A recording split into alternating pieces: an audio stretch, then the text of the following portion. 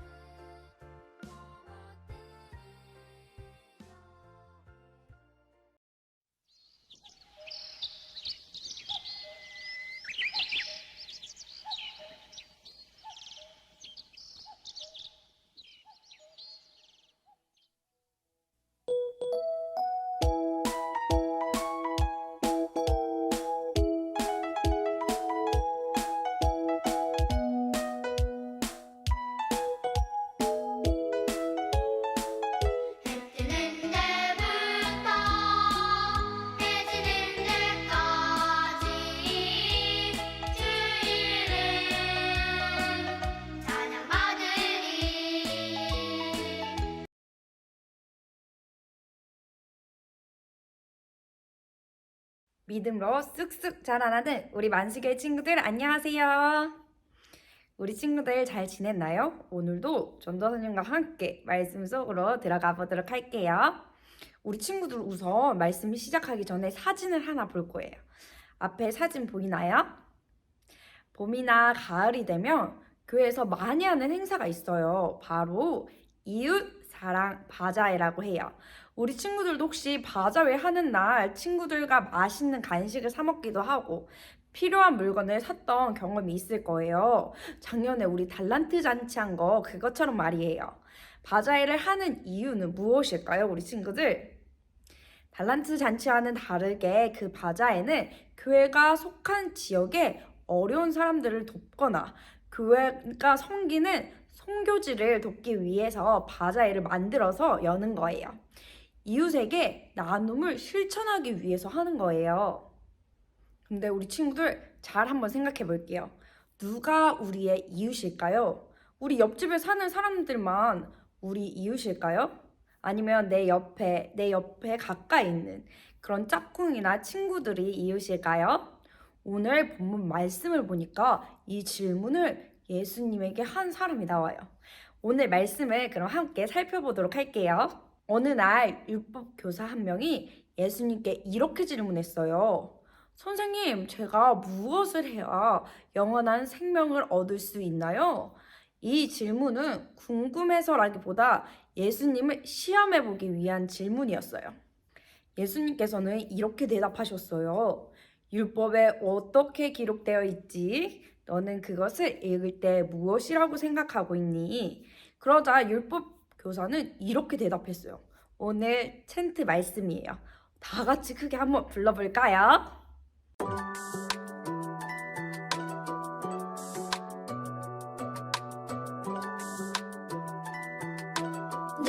누가복음 10장 27절 내 마음을 다하며 목숨을 다하며 내 마음을 다하며 목숨을 다하며 힘을 다하며 뜻을 다하여 힘을 다하며 뜻을 다하여 주 너의 하나님을 사랑하고 또한 주 너의 하나님을 사랑하고 또한 내 이웃을 내 자신같이 사랑하라 내 이웃을 내 자신같이 사랑하라 누가복음 10장 27절 내 마음을 다하며 목숨을 다하며 힘을 다하며 뜻을 다하여 내 마음을 다하며 목숨을 다하며 힘을 다하며 뜻을 다하여 주 너의 하나님을 사랑하고 또한 내 이웃을 내 자신같이 사랑하라 주 너의 하나님을 사랑하고 또한 내 이웃을 내 자신같이 사랑하라 내 마음을 다하며 목숨을 다하며 힘을 다하며 뜻을 다하여 주 너의 하나님을 사랑하고 또한 내 이웃을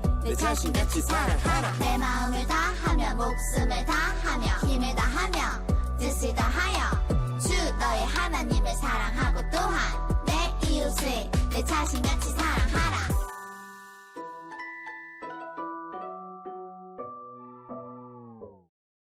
율법 교사의 대답을 들으시고 예수님께서 다시 이렇게 말씀하셨어요. 네 대답이 옳다. 이것을 행하여라. 그런데 이 율법 교사가 자기가 정직하고 잘나 보이려고 예수님께 또 이렇게 질문했어요. 그러면 내 이웃은 누구인가요? 예수님께서 바로 대답하지 않으시고 비유를 들려주기 시작하셨어요. 어떤 사람이 예루살렘에서 여리고로 내려가고 있었어요. 예루살렘에서 여리고로 내려가는 길은 굉장히 험한 지역이어서 강도들이 많이 나타나곤 했어요. 그런데 그 사람이 내려갈 때 강도가 나타났어요. 강도는 그 사람의 옷을 벗기고 때려서 거의 죽게 만들었어요. 그리고 그 사람을 버려두고 갔어요. 그때 마침 한 제사장이 예루살렘에서 여리고로 내려가다가 강도를 만나서 거의 죽게 된 사람을 봤어요. 에이 깜짝이야, 이게 뭐야? 이렇게 말이에요. 제사장은 쓰러져 있는 사람을 보고도 모른 척하며 길 반대편으로 피해 지나갔어요. 어떤 레위 사람도 그 길을 지나가다가 쓰러져 있는 사람을 보았어요. 레위 사람은 성전을 섬기던 사람으로 마땅히 이스라엘 백성을 도와야 하는 사람이었어요. 그러나 그도 쓰러져 있는 그 사람을 피해서 지나갔어요. 세 번째로 그 길을 지나가는 사람은 사마리아 사람이었어요. 사마리아 사람은 지나가다가 쓰러져 있는 그 사람을 보고 어머 불쌍해라. 언제부터 여기 이렇게 쓰러져 있었나요? 제가 도와드릴게요. 사마리아 사람은 그 사람을 불쌍하게 생각하면서 상처를 치료하고 싸맨 후에 자기가 타고 온 나귀에 태워서 가까운 여관에 데려다 주기까지 했어요. 근데 여기서 끝이 아니었어요. 사마리아 사람은 밤새도록 강도 만난 사람을 돌보아 주었어요. 그리고 다음날 여관 주인에게 강도 만난 사람을 돌봐달라고 부탁하며 필요한 돈까지 대신 내주었어요. 예수님이 이 이야기를 마치신 뒤에 율법 교사에게 질문하셨어요. 제사장, 레위인, 사마리아 사람 중에 누가 이웃이라고 할 수 있겠느냐? 율법 교사는 그에게 자비를 베풀어준 사람입니다. 라고 대답했어요. 예수님께서는 이 율법 교사의 대답을 들으시고 너도 가서 똑같이 하여라 라고 말씀하셨어요. 이 율법 교사는 왜 사마리아 사람이라고 하지 않고 자비를 베푼 사람이라고 대답했는지 우리 친구들 혹시 알아요? 당시 사마리아 사람들은 이스라엘 사람들에게 미움받던 사람들이었어요. 유대인들은 사마리아 사람들을 그냥 싫어한 게 아니라 너무 싫어했어요. 그래서 예수님의 질문에도 사마리아 사람이라고 대답하기 싫었던 거예요. 율법 교사는 스스로 율법을 잘 지키고 있었기 때문에 하나님을 사랑하고 이웃을 사랑하며 살아간다고 생각했지만 그렇지 않았어요. 그가 생각해야 할 이유의 그 목록에는 사마리아 사람은 들어갈 수 없었던 거예요. 사마리아 사람은 강도 만난 사람에게 자기가 가진 것을 베풀면서 참다운 이웃이 무엇인지 보여주었어요. 예수님은 선한 사마리아인의 이야기를 통해서 우리가 사랑해야 할 이웃이 제한되어서는 조금만 그 범위, 내가 가까운 사람들 범위 안에만 있으면 안 된다는 것을 알려주신 거예요. 누가 내 이웃이 될 수 있을까? 라는 이 생각을 하는 것이 아니라 내가 먼저 다른 사람의 참 이웃이 되어서 사랑을 베풀어야 함을 알려주신 거예요. 이러한 이웃사랑이 바로 하나님의 기쁘시게 하는 것이며 이 사랑이 바로 율법이 말하는 이웃사랑이라는 거예요. 그 어떤 것으로도 제한하지 않고 차별 없이 이웃을 사랑하고 실천하고 있는 모델로 한 기업이 있어서 소개해 주려고 해요. 영상을 보고 말씀을 이어가 볼게요. 홀리키즈 어린이 친구들 안녕하세요. 히즈빈스의 임정택입니다.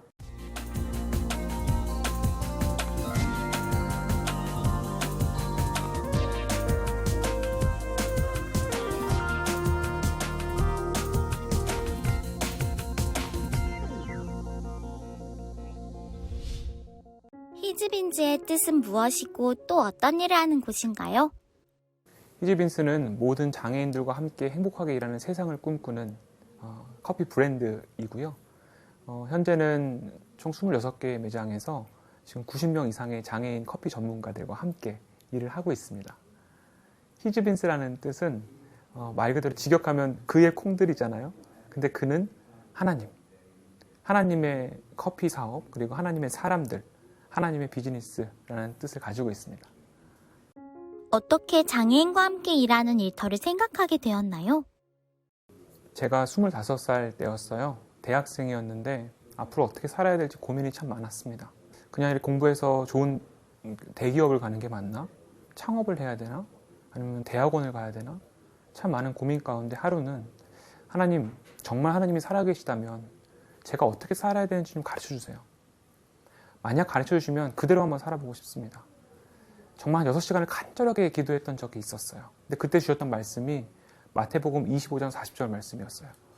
너희가 여기 내 형제 중에 지극히 작은 자 하나에게 한 것이 곧 나 예수님께 한 것이다.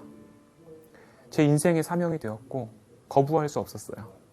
지극히 작은 자들을 만나고 싶어서 한 반년을 그냥 그 포항이라고 하는 지역에서 장애인 복지관부터 해서 주민센터, 정말 수십 명의 장애인 선생님들을 만나게 되었고 그분들과 친해지게 되면서 이분들이 장애인이기 때문에 일을 못하는 것이 아니라 하나님께서 만드셨기 때문에 좋은 강점이 있는데 그 강점이 아직 발견이 안 됐고 그에 맞게 교육을 받지 못했고 그에 맞는 일자리를 얻지 못해서 너무나도 힘들고 외롭게 사는 분들이 많더라고요. 그래서 하나님께서 주신 마음은 이분들과 함께 행복하게 일하는 일터, 또 그런 세상을 만들라는 꿈을 주셔서 시작하게 됐습니다. 구체적으로 카페를 선택하게 된 이유가 있나요? 2008년이었는데 정신장애를 갖고 계신 분들을 많이 만났어요. 그리고 이분들께 물어봤죠. 비록 장애는 있으나 어떤 일을 하고 싶으세요? 근데 10명한테 물어보면 한 7, 8명이 커피 관련 일을 하고 싶다고 하시는 거예요. 비록 장애를 갖고 있지만 나도 어딘가 숨어서 장애인들끼리만 이렇게 조립하거나 수생이 만드는 일이 아니라 나도 수백 명의 고객들을 만나고 그들과 함께 섞여서 그냥 편하게 인간답게 살고 싶다라는 꿈을 다 가지고 계셨어요.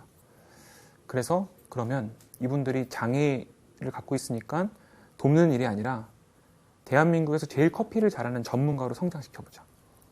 그럼 많은 이들이 장애인을 보러 오는 것이 아니라 커피 전문가를 보러 올 것이고 그럼 이분들이 정말 자존감도 올라가고 더 당당하게 이 세상을 살 수 있다라는 생각이 들어서 이분들을 커피 전문가로 양성하기 위한 교육 그리고 카페 운영 사업들을 시작을 하게 됐습니다. 하나님께서 히즈빈스를 통해 주신 열매를 떠올렸을 때 제일 먼저 생각나는 건 무엇인가요? 한 분은 20대 초반에 정신병을 앓게 됐어요. 정신병을 앓게 되고 나서 중고등학교 때 친했던 친구들 다 연락이 안 되고 가족들에게도 사실은 아쉬운 소리를 듣게 되고 지난 20년 동안 정신병원을 26번을 입원 퇴원을 반복하고 자살 시도를 3번을 하셨고요. 내 인생에 아무 소망이 없고 난 그냥 이렇게 죽을 수도 있겠다라고 생각하셨던 분이 40대 초반에 도전을 하신 거예요. 내가 바리스타 한번 해보겠다. 그래서 이제 일을 시작했는데 함께 일하는 그 매니저나 우리 동료들이 선생님 한 분으로 기도하기 시작했어요. 할 수 있습니다. 하나님께서 도와주십니다. 1년 반을 지났는데 일단은 첫 번째로 너무 멋진 바리스타가 됐고 그리고 이분이 정말 꿈꾸던 저는 사실은 가정을 꾸리고 싶어요. 근데 1년 반 만에 여자친구가 생긴 거예요. 그리고 그 해에 저희 직원들이 다 같이 깜짝 프로포즈를 해가지고 3개월을 준비해서 그 해 겨울에 결혼까지 하셨고요. 지금 10년 이상 일을 하시면서 히즈빈스의 콜드브루라고 하는 사업부의 리더가 되셔서 오히려 비장애인들을 교육하고 그들을 이제는 더 관리할 수 있는 그런 리더로 성장하셨어요.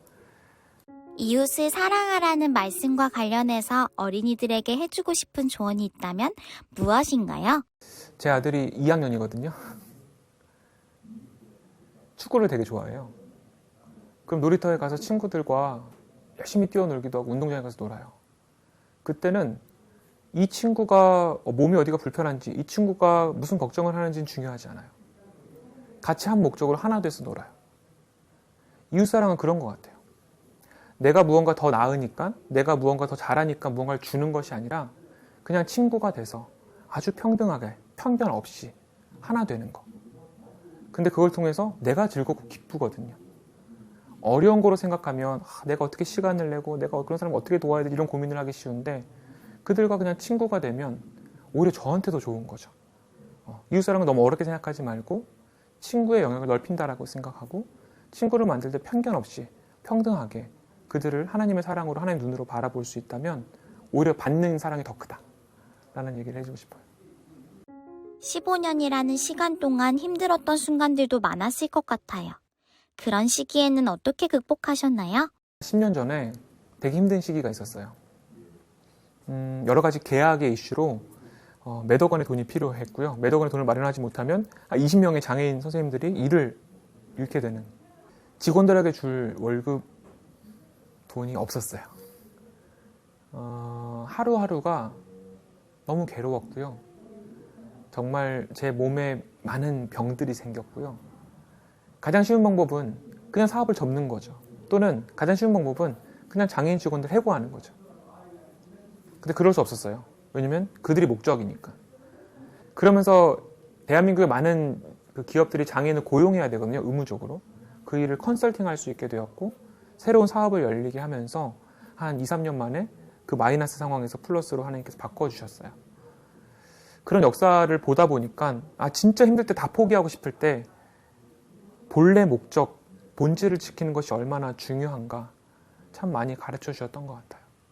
마지막으로 홀리키즈 어린이들에게 꼭 해주고 싶은 한마디 부탁드립니다. 홀리키즈 친구들, 하나님은 여러분을 정말 많이 사랑하세요. 그런데 여러분은 가끔 힘든 상황에서 내가 잘못하면 어떡하지? 실수하면 어떡하지? 생각할지 모르겠지만 여러분을 사랑하는 하나님은 여러분들의 인생에 0.1%도 실수하지 않으십니다. 그 실수하지 않으시는 하나님을 믿고 즐겁고 기쁘게 평안하게 행복을 누리며 살았으면 좋겠습니다. 우리 친구들 잘 보았어요? 히즈빈스는 세상에 소외당하는 장애인과 함께 행복한 일터를 만들어가며 이웃을 사랑하는 하나님의 말씀을 지켜나가는 기업이에요. 사람들의 관심 대상에서 멀어진 그 사람들에게 다가가서 이웃이 되어주는 그 마음이 너무 멋있는 것 같아요. 히즈빈스의 이웃사랑은 내가 더 나아서, 내가 더 잘나서 하는 것이 아니라 그냥 친구가 되어 편견 없이 하나 되는 것이었어요. 내가 저 사람을 어떻게 도울 수 있을까 이렇게 생각한다면 이웃사랑은 너무 어려워질 것 같아요. 이웃사랑은 친구의 영역을 넓혀가고 편견 없이 평등하게 하나님의 마음으로, 하나님의 눈으로 바라보는 것으로 생각하고 다가간다면 우리가 받는 사랑이 더 크다는 걸 경험하게 될 거예요. 우리의 이웃은 영상에 나온 장애인뿐만 아니라 우리 주변의 모든 사람이에요. 모든 사람에게 이웃 사랑을 실천하기 위해 하나님께 편견 없는 마음, 그리고 평등한 사랑의 마음을 구하세요. 하나님이 우리 마음에 사랑을 가득 채워주실 거예요. 그래서 내 안에 가득 채워진 이 사랑을 이웃에게 흘려보내는 하나님의 사람들이 되기를 예수님의 이름으로 축복합니다. 말씀을 마치면서 기도하도록 할게요. 기도하겠습니다. 하나님 아버지, 우리 친구들이 오늘도 하나님 앞에 나왔습니다. 하나님의 은혜로 하나님 앞에 나올 수 있는 우리 친구들 믿음 주옵소서. 하나님 앞에 나오게 해주시면 감사드립니다. 비록 현장에서 예배드리지 못하지만 하나님 온라인에서도 우리 친구들 꼭 만나주세요. 그래서 우리 친구들이 하나님을 만남으로 하나님께 영광되는 삶이 될 수 있도록 함께 해주세요. 주님께서 우리 친구들을 항상 지켜주시고 돌봐주심을 믿습니다. 우리 친구들이 이 사실 기억하고 하나님의 말씀으로 살아가게 해주세요. 오늘도 하나님의 말씀을 들었습니다. 하나님께서 우리 친구들을 돌보시고 인도하실 뿐만 아니라 말씀을 먹여주십니다. 오늘의 말씀은 하나님께서 이웃을 사랑하라고 하신 말씀이었습니다. 우리가 범위를 제한하지 않고 우리의 이웃들을 사랑할 수 있도록 주님 도와주세요. 주님께서 우리에게 그 용기와 사랑과 헌신을 할 수 있도록 능력 주시고 힘을 주실 것을 믿습니다. 하나님 감사합니다. 예수님의 이름으로 기도드렸습니다. 아멘.